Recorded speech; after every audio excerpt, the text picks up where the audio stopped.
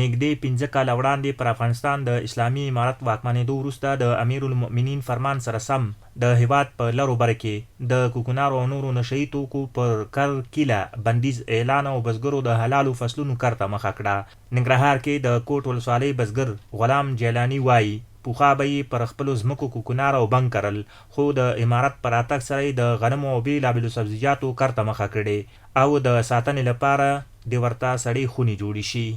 زمونږ د زراعت نه د مشرانو نه غوښتنه دا ده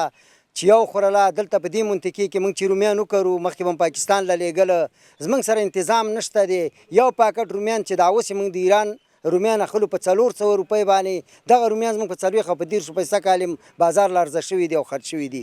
پیاز لرو خو هغه په 100 او په 15 روپۍ باندې پاکټ دلته زموږ خرڅ کېږي. د هغې وجه دا ده چې موږ دلته هغه سړي خونې او دا شیان نه لرو. د دې ولسوالۍ یو بل دهقان رحمت الله د کرنې ریاست غواړي چې د باراني اوبو او نورو اوبو ذخیره کولو لپاره دې ورته چک ډیمونه جوړ او دغه راز د کرنې اوبو لګولو او مالدارۍ په بېلابېلو برخو کې دې ورسره مرستې وشي. چک ډیمونو ته ضرورت یا نورو داسې رغنده پروژو ته ضرورت دی چې په دې لار کې همدارنګه د زراعت په بخش کې باید د خلکو سره قسم کومکونه وشي، تخمونه ورکول شي او دا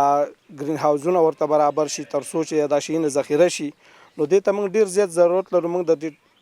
دغه نه غوښتنه د خپل نظام نه غوښتنه ده چې د دهقانانو سره چې ډیر کومک وشي. ننګرهار کرنې اوبو لګولو او مالدارۍ ریاست مطبوعاتي مسؤل اجمل سبحاني وایي د کوکنارو او نورو نشهیي توکو د له منځه وړلو په برخه کې د کروندګرو سره په بېلابېلو برخو کې د حلالو فصلونو د دودولو لپاره د بدیلو تخمونو او نورو برخو کې مرستې کړي دي. د اصلاح شوو تخمونو چې د سبزیجاتو، غلجاتو، صنعتي او تیلي نباتاتو په مختلفو برخو کې دلته د خلکو سره مرستې شوي دي تر څو دوی وکولی شي د هغه پرحاصله یا هغه نوع چې دلته په مثال په غلجاتو کې یا نورو برخو کې کار شوی دی او هغه د قانون د کار سپارښتنه شوې پرحاصله دي، د هغې ویش هم ترسره شوی دی.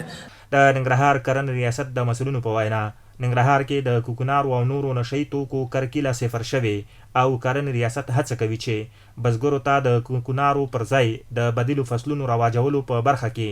خپلې مرستې لا زیاتې کړي.